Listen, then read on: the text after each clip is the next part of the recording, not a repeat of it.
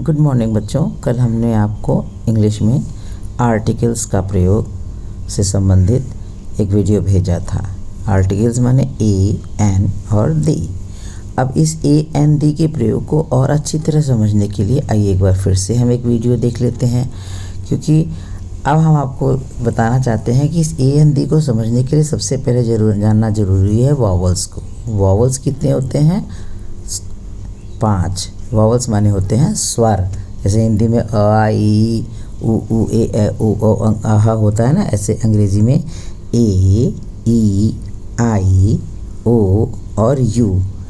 आपके ए से जेड तक में से ये 5 जो है आपके ए, ई, आई, ओ, यू, ये 5 स्वर कहलाते हैं और बाकी के बच्चे सब व्यंजन कहलाते हैं। तो इसकी परिभाषा हो गई कि यदि किसी भी शब्द की स्पेलिंग ए, ई, आई, ओ और यू से शुरू हो तो उस शब्द के पहले एक वचन के लिए एन लगता है। जैसे एन एप्पल, ये एक सेब है ना, तो इसलिए एक सेब। एन ईगल, अभी देखो आसमान में एक ईगल उड़ रहा है, इसका मतलब है कि एक ईगल, एक वचन है ना।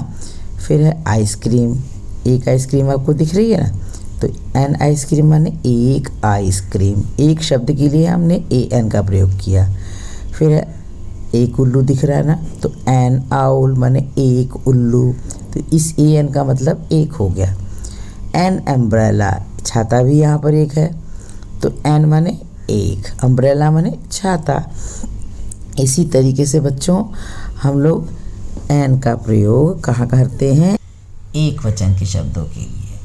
अब इसके अतिरिक्त वे सभी शब्द जो B, C, D, F, G, H, J, K, L, M, N, P, Q, R, S, T, V, W, X, Y, Z, इन व्यंजनों से, इनको व्यंजन बोलते हैं या कॉन्सोनेंट बोलते हैं, से आरंभ होते हैं, उनके पहले एक वचन में ए का प्रयोग होता है। कैसे होता है?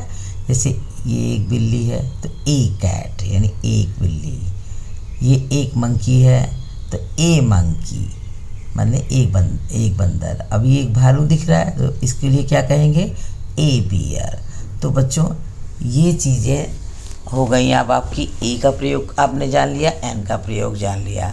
दी का प्रयोग या तो शाश्वत वस्तुओं के लिए होता है या बहुवचन के स्थान पर होता है। जैसे द सन, ये सन कभी खत्म नहीं होता। द मून, ये एक चांद है ना बच्चों। द ताजमहल, और एक ऐतिहासिक चीज़ों के लिए भी इसका प्रयोग होता है। ऐतिहासिक मतलब बच्चों इतिहास प्रसिद्ध।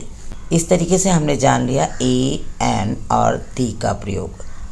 अब समझते हैं, आप लोग को अच्छी तरह से समझ में आ गया होगा बच्चों। Thank you so much.